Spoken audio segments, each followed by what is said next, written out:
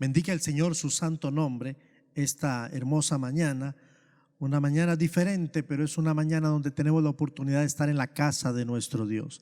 ¿Qué le parece si oramos y entramos en materia de aquella a la que Dios nos ha convocado para esta mañana? Una historia, un mensaje, una verdad, una confrontación, pero sobre todo una bendición de parte del cielo. Vamos a orar.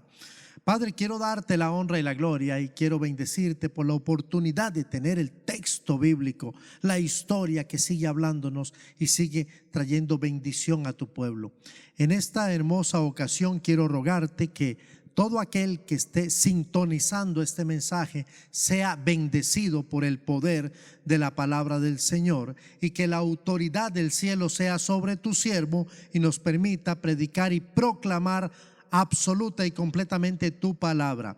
Honra, gloria y honor te damos a ti. Oro en el poder del Espíritu Santo y en el nombre de Cristo Jesús, mi Señor y Salvador. Amén y amén. Amado y amada, vamos a volver al libro de Daniel. Vamos a ir al capítulo 1 y vamos a estar leyendo los primeros versículos. Quiero comenzar leyendo en esta ocasión. Inmediatamente después de llegar al versículo 8, vamos a dar el título para esta ocasión y vamos a comenzar a disertar sobre lo que el Espíritu Santo ha puesto ya en nuestro corazón. Me acompaña Daniel capítulo 1, versículos del 1 al 8. Dice así la palabra del Señor: en el año tercero del rey de Joacim, rey de Judá, leo de nuevo. En el año tercero del reinado de Joacim, rey de Judá, vino Nabucodonosor, rey de Babilonia, a Jerusalén y la sitió. Entiéndase, la rodeó.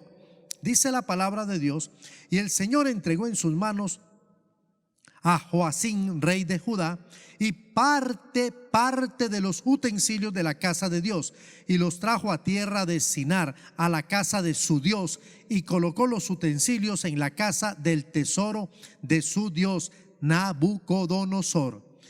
Y dijo el rey a Aspenaz, jefe de sus eunucos, que trajese de los hijos de Israel, del linaje real de los príncipes, muchachos en quien no hubiese tacha alguna, de buen parecer, enseñados en toda sabiduría, sabios en ciencia y de buen entendimiento, e idóneos para estar en el palacio del rey, y que les enseñase las letras y la lengua de los caldeos. Versículo 5: y les enseñó y les señaló, disculpen el rey, ración para cada día de la provisión de la comida del rey y del vino que él bebía, y que los criase 3 años, para que al fin de ellos se presentasen delante del rey.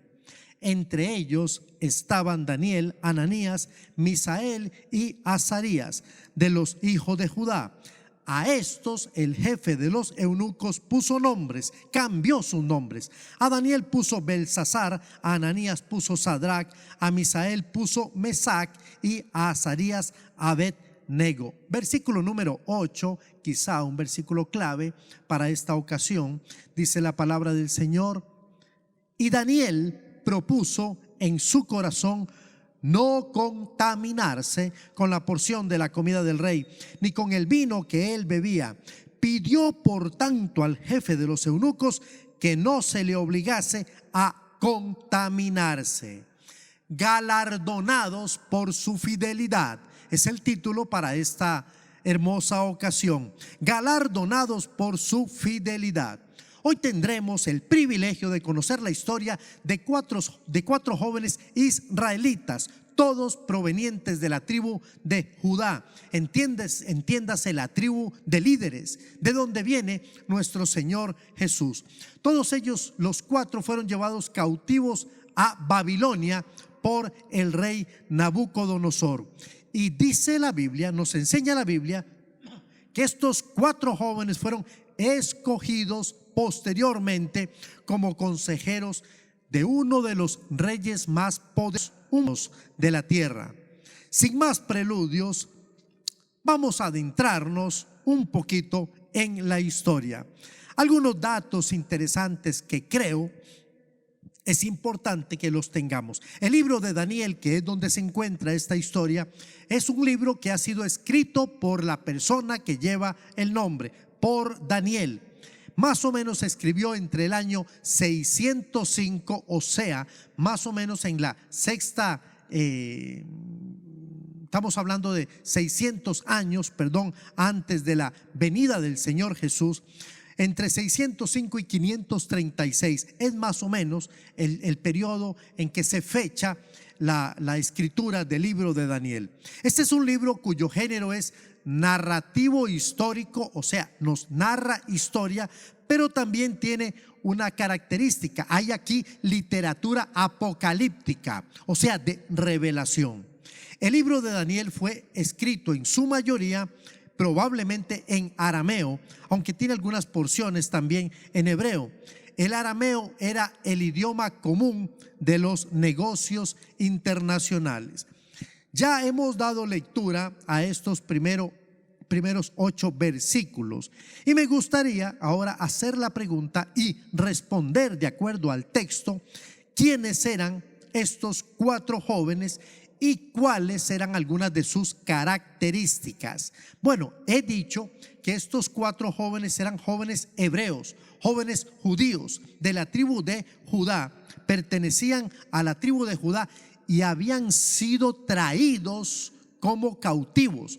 O sea, cuando el rey Nabucodonosor tomó a Jerusalén, la sitió, se llevó consigo a muchos, en la primera etapa, a muchos judíos. Estos son los 70 años de cautiverio del pueblo de Israel en Babilonia.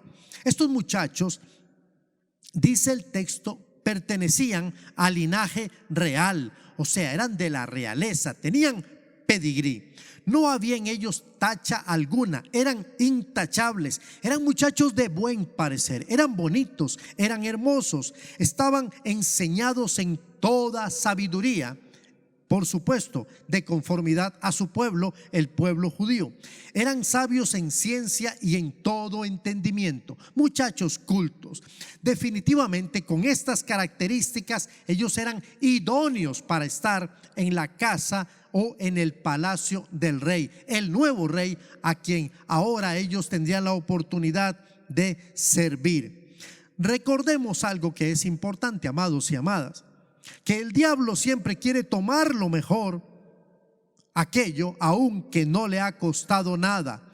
Y el rey Nabucodonosor estaba tomando a estos 4 muchachos que habían sido ya educados, entrenados, pulidos, con características impresionantes. Ahora, ¿cuáles eran las intenciones del rey Nabucodonosor? Bueno, si usted me permite responder de una manera rápida, el rey quería adoctrinarlos. Eso era lo que él quería. Él pretendía que se les enseñase la lengua de los caldeos. En ese tiempo, los caldeos, que son los babilonios, lo que hablaban era arameo. Ese era el idioma que se hablaba en Babilonia. Y además, el rey quería darles una dieta real. Preste atención a lo que estoy diciendo. Él quería alimentarlos desde su perspectiva con lo que él consideraba lo mejor, la dieta real, la dieta de la realeza, lo que comían los reyes.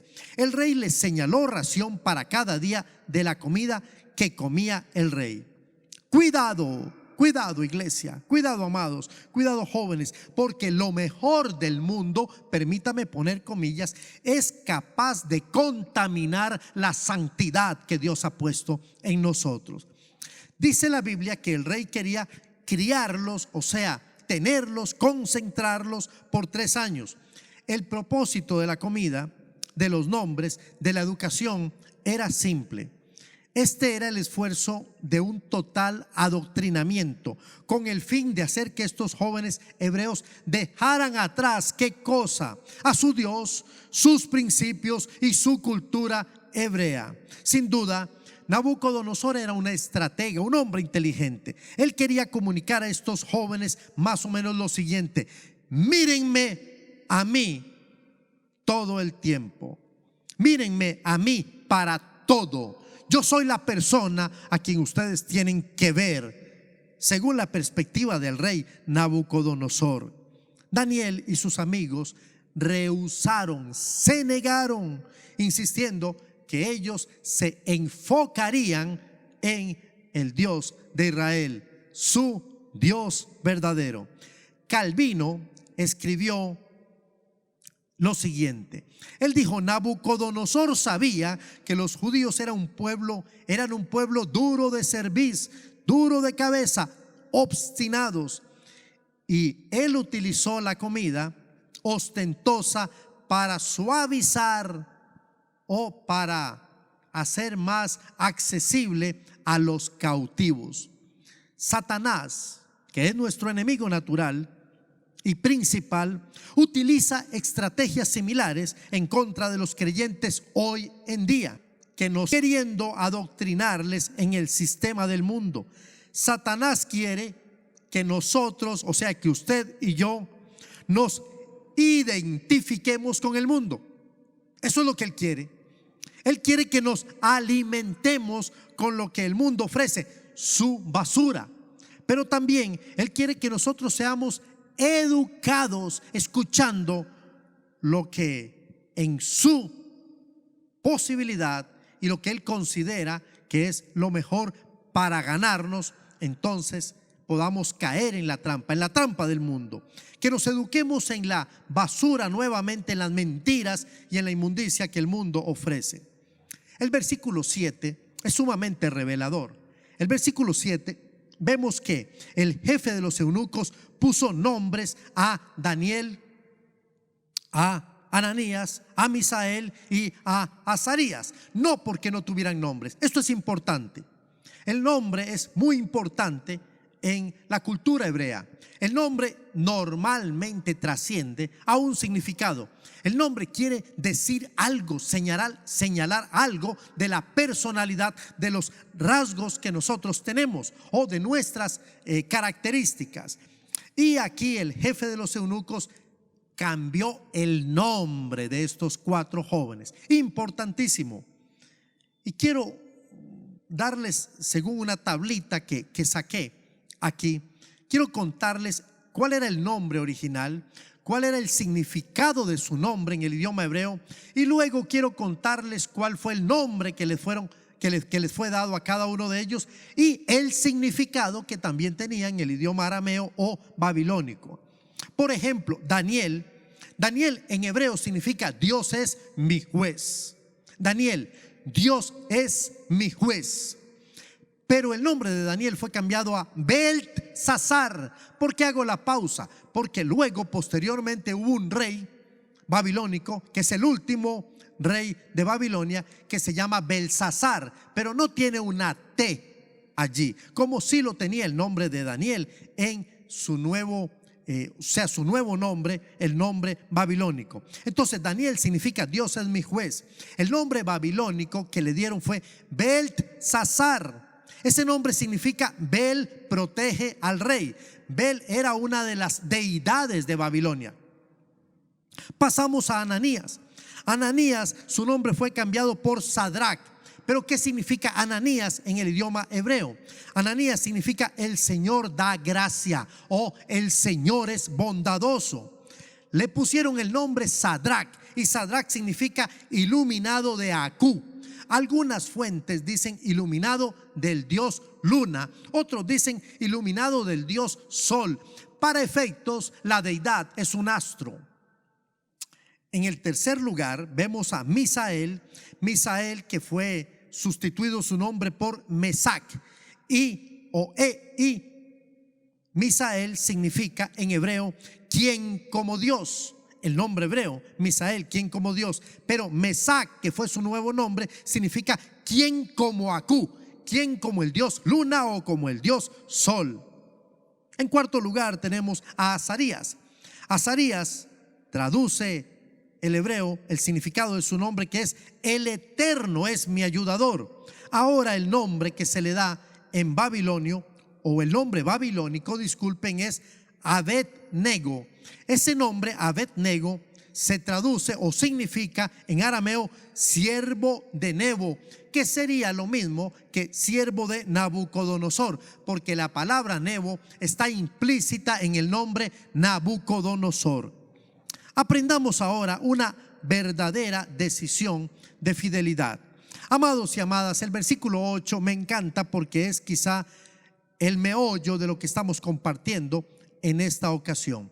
Dice la Biblia, y me voy a permitir leer nuevamente el versículo 8, dice la palabra del Señor: y Daniel propuso, preste atención, y Daniel propuso en su corazón no contaminarse con la porción de la comida del rey. Daniel propuso no contaminarse, pero ¿dónde propuso Daniel esto? En su corazón. ¿Y con qué no quería contaminarse? Con la comida del rey. Pero tampoco quería contaminarse con el vino que él bebía.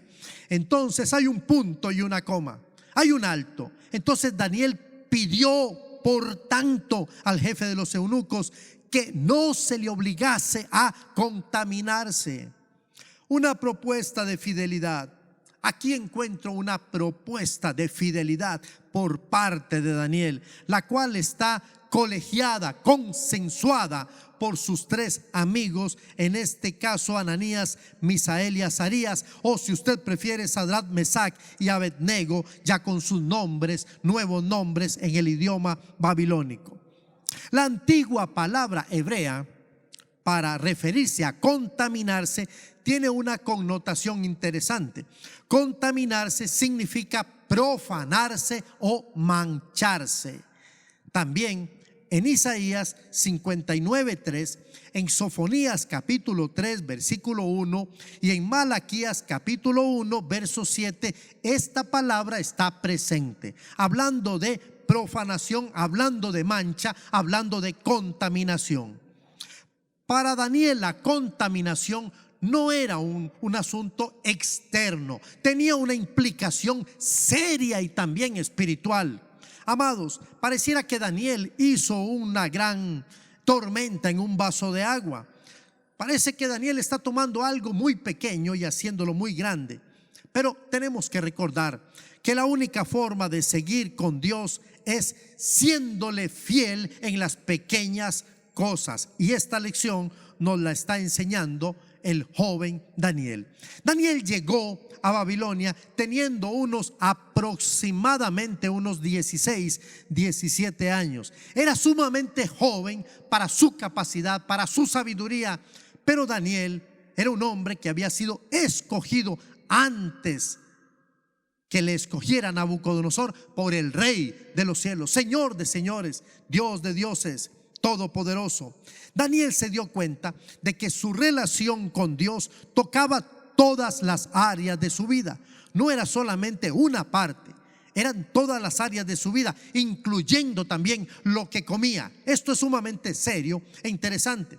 Significativamente, la raíz del pecado se remonta hacia el Edén, cuando comieron del fruto prohibido.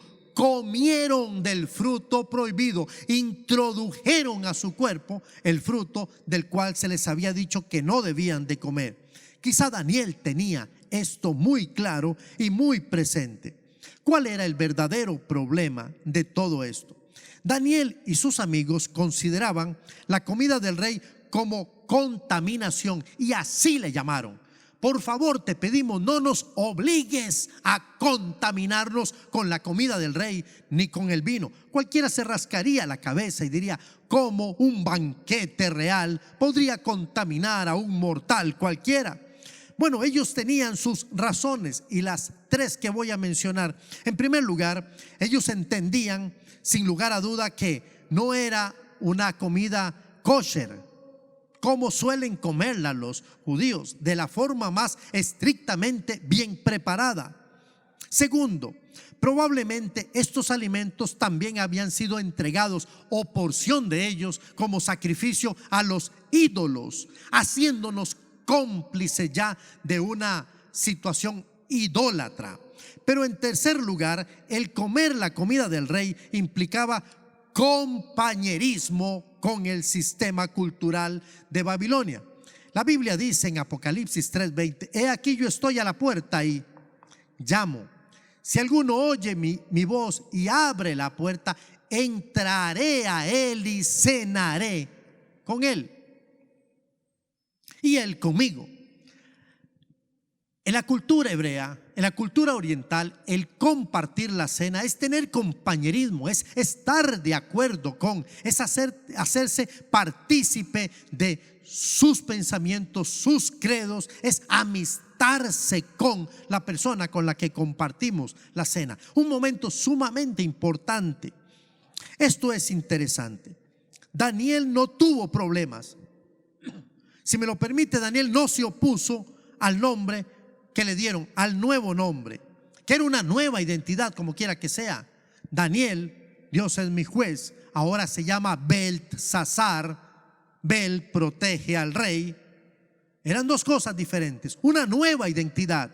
Pero Daniel sabía quién era él, al margen de cómo lo quisieran llamar los demás. Él estaba seguro de su identidad.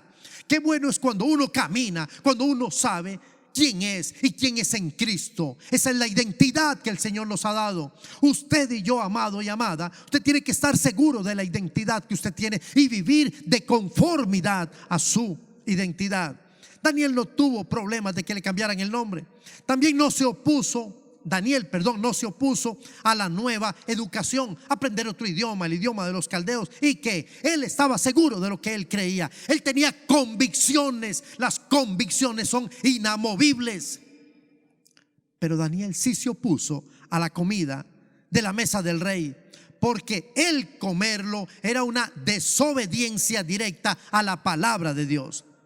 En cuanto a los estándares orientales, el compartir una comida era el comprometerse a uno mismo, a la amistad con esa persona, con esa cultura. Era un pacto significativo, pero tampoco se quería contaminar con el vino que el rey bebía.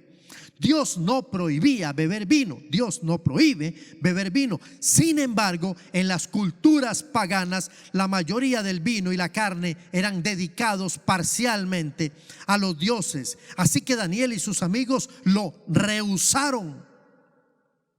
Su decisión fue en extremo valiente. Y necesitamos hombres y mujeres, jóvenes, señoritas, que se atrevan a tomar decisiones valientes, aunque esto nos permita correr ciertos riesgos. Recuerde, siempre seremos galardonados en medio y por medio de nuestra fidelidad. Su decisión fue en extremo una decisión valiente. Pidió, por tanto, dice el versículo 8, Daniel hizo una decisión valiente muy notable, especialmente cuando pensamos en todas las razones del por qué esta decisión y lo difícil que podría resultar. Quiero explicarme. El rey ordenó el menú. ¿Quién ordenó el menú? El rey. Muy bien.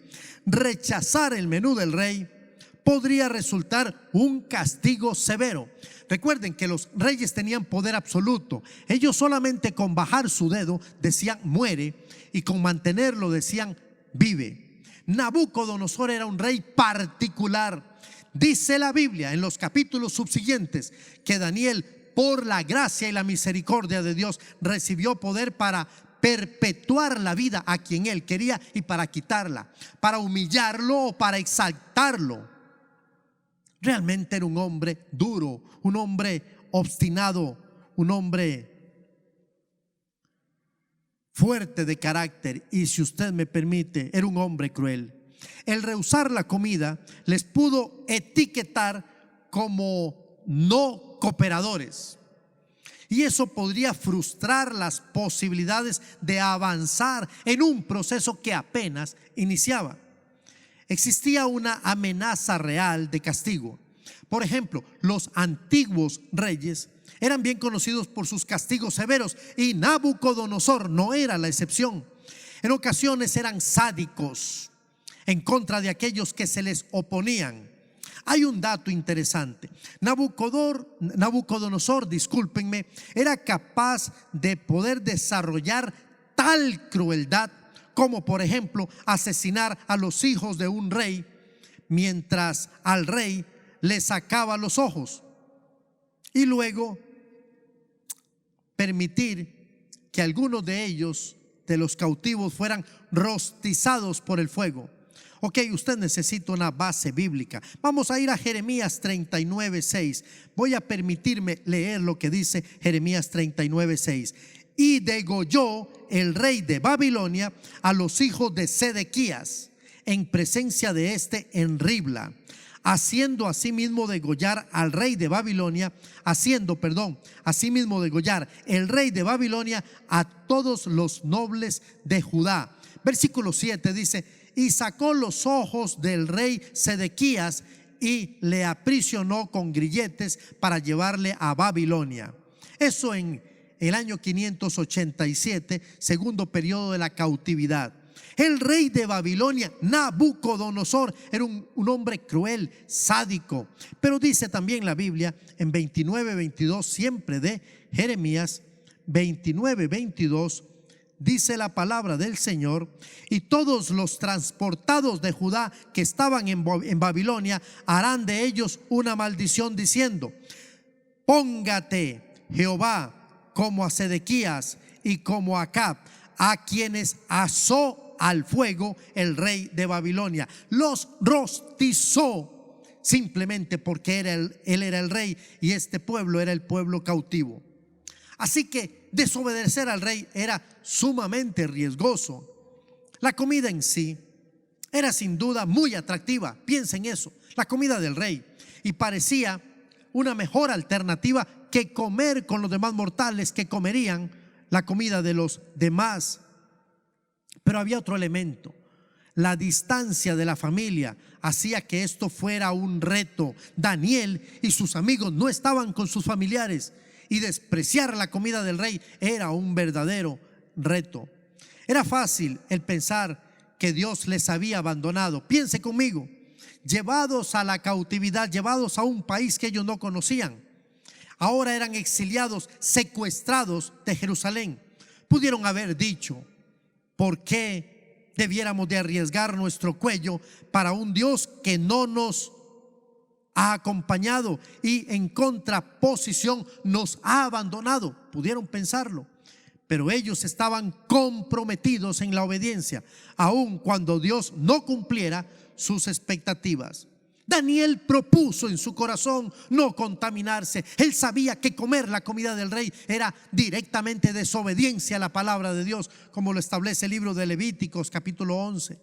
Él sabía que tomar o comer cualquier cosa que fuese sacrificada a los ídolos era ser cómplice de esa experiencia. Y Daniel tenía convicciones. Daniel hizo lo que hizo y lo hizo de corazón. Daniel propuso en su corazón. El corazón es el lugar donde se gesta lo bueno y lo malo. Para una propuesta de tan grande envergadura, el corazón tiene que estar dispuesto, si no, no funcionaría. Por eso el proverbio 23:26 nos dice: dame, hijo mío, tu corazón. Dios sabe por qué Él pide, demanda, desea de nuestros hombres y mujeres, jóvenes y señoritas, de su pueblo, el corazón. Quiero terminar diciendo que el precio que ellos lograron por la fidelidad fue precioso, fue interesante, fue digno de mencionar, y para eso los versículos 17, 20 y 21 nos ayudan a entenderlo. Dice la Biblia que después de que el jefe de los eunucos aceptó la propuesta de Daniel: dennos solamente legumbres y agua, y después de 10 días ustedes podrán ver los rostros de los demás y los nuestros. Dice la Biblia que sus rostros eran 10 veces mejor. Mire lo que dice el verso 17: a estos cuatro muchachos Dios les dio conocimiento e inteligencia en todas las letras y ciencias. Y Daniel tuvo entendimiento en toda visión y sueños. Qué hermoso.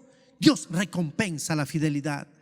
Dios galardona la fidelidad de aquellos que se atreven a hacer propuestas de corazón íntegras. El famoso pintor Billy Bryce dijo: si los cristianos únicamente se dieran a sí mismos por encima de su servicio razonable, inteligente, racional, el Señor les daría por encima de una bendición razonable también a ellos. Daniel y sus amigos lo entendían. Ellos sabían de este principio y Dios les bendijo por aplicarlo a su situación. Ellos estaban en Babilonia, pero no eran de Babilonia. El Señor Jesús oró diciendo: están en el mundo, pero no son del mundo, líbralos del mundo. Y continuó Daniel, dice el verso 21, y continuó Daniel hasta el año primero del rey Ciro. Usted necesita entender esto para poder amarrar el galardón de parte de Dios a estos 4 jóvenes. Daniel tenía una carrera muy larga y exitosa en la peor de las circunstancias. Una carrera larga y exitosa. Algunos han hecho la pregunta: ¿qué fue más difícil para Daniel? ¿Pasar una noche en el foso de los leones o estar bajo la administración de 7 reyes en la historia de su vida? 7 reyes paganos que no conocían al Dios verdadero. Él trabajó para tiranos, quienes no pensaban que matar pudiese traer alguna complicación.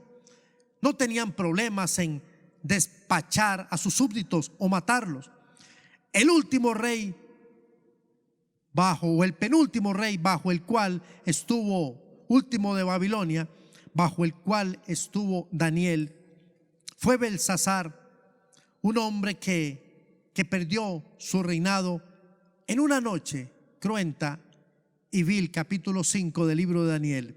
Pero quiero recordarle que Daniel estuvo bajo los siguientes mandatarios gobernantes.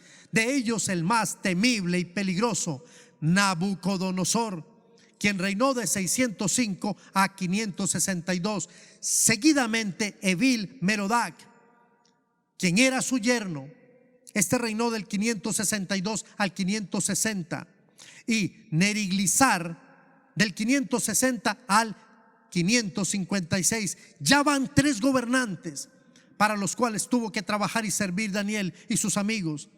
El cuarto, Nabashi Marduk, del 556 al 556. Cuestión de meses hasta que llegara Nabonido, quien reinó del 556 al 539, y dentro de su administración, encargándose de tierras externas, dejó a su hijo Belsasar, quien reinó del 553 al 539, siendo el último rey de Babilonia, porque en ese momento Ciro y Darío en el 539 tomaron la ciudad.